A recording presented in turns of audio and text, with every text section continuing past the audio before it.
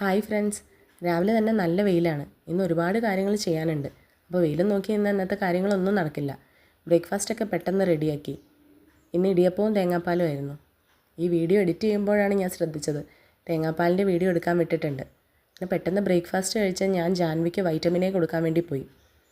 5 വയസ്സ് തികയുന്നത് വരെ വർഷത്തിൽ 2 തവണ നമ്മൾ കുട്ടികൾക്ക് വൈറ്റമിനെ കൊടുക്കണം. അതൊരു സിറപ്പാണ്.